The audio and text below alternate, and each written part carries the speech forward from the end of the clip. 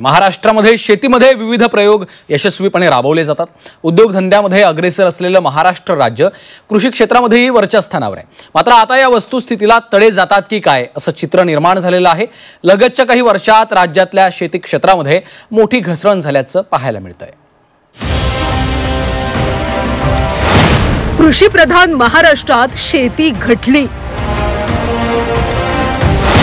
5 वर्षात 3.25 लाख हेक्टर शेतीयोग्य जमीन गमावली। वाढतं शहरीकरण, औद्योगिकरण शेतीच्या मुळावर। कृषी प्रधान राज्याशी ओळख असलेल्या महाराष्ट्राची कृषी क्षेत्रात झपाट्याने पीछेहाट होत असल्याचं चित्र आहे। गेल्या 5 वर्षात महाराष्ट्रानं 3.25 लाख हेक्टर शेतीयोग्य जमीन गमावली आहे। देशभरात कमी झालेल्या एकूण शेतीयोग्य जमिनीपैकी निम्म्याहून अधिक जमीन एकट्या महाराष्ट्राची आहे। केंद्रीय कृषी मंत्री शिवराज सिंग चौहान यांनी लोकसभेत एका प्रश्नाला दिलेल्या लेखी उत्तरातून ही धक्कादायक माहिती समोर आली आहे। राज्याचं एकूण क्षेत्रफळ 3.7 कोटी हेक्टर आहे। शेती लागवडीखालची जमीन 1.65 कोटी हेक्टर। यंदा 1.64 कोटी हेक्टर जमिनीवर लागवड झाली। 52 लाख हेक्टरवर कापसाची लागवड झाली, तर सोयाबीन 50 लाख हेक्टरवर लागवड झाली।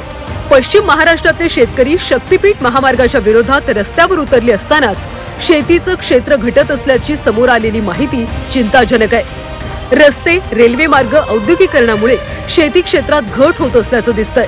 वाढतं शहरीकरण, राष्ट्रीय राज्य महामार्ग, रेल्वे मार्गांसाठी भूसंपादन, औद्योगिकरणासाठी शेतीयोग्य जमिनीचा वापर। दरम्यान पायाभूत प्रकल्पांसाठी जमिनी लागणारच आहेत, त्यामुळे शेतीची जमीन कमी होणार असल्याचं कृषी मंत्री माणिकराव कोकाटे यांनी म्हटलंय। रस्ते, पाटबंधारे प्रकल्प, मार्केट कमिट्या, त्याच्यानंतर बिल्डिंग्स, या सगळ्या गोष्टीसाठी जमीन तर लागणारच आहे। हे काय हवेत गोष्टी होऊ शकत नाही। त्यामुळे जेवढी प्रगती कराल, जेवढं तुम्ही पुढे जाल, तेवढ्या प्रकारे तुम्हाला जमिनी उपलब्ध करून द्याव्या लागतील आणि त्या दृष्टिकोनातून तेवढी जमीन कमी होणं साहजिक आहे असं माझं मत आहे। परंतु त्यामध्ये थांबवायचं काय? आता समृद्धी हायवे झाला, समृद्धी हायवेला थांबू शकत नाही। त्याच्यानंतर आता नव्याने परत शक्तीपीठ या ठिकाणी हायवे होतोय। त्यानंतर नव्याने आपले काही रस्ते अप्रोचेसमध्ये मोठ्या प्रमाणात होणार आहे। काही MIDCच्या लँड अक्वायर होत आहेत। अशाप्रमाणे जमीन हळूहळू त्या ठिकाणी कमीच होत जाणार आहे। तो एक दुर्दैवाचा भाग आहे, पण त्याशिवाय अपरिहार्यता आहे, त्याशिवाय पर्याय नाही।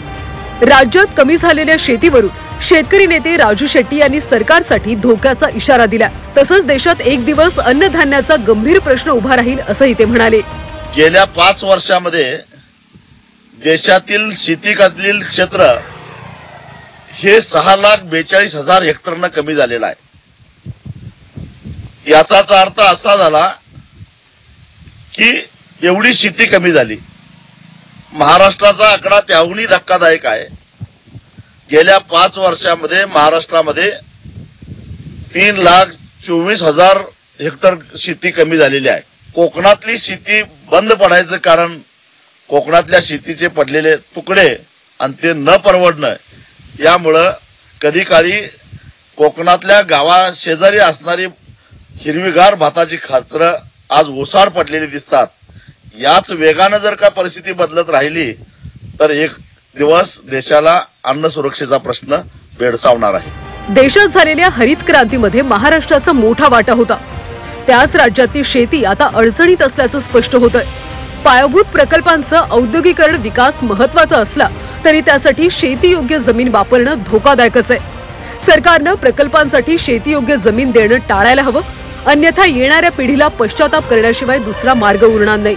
ब्युरो रिपोर्ट, झी 24 तास, मुंबई।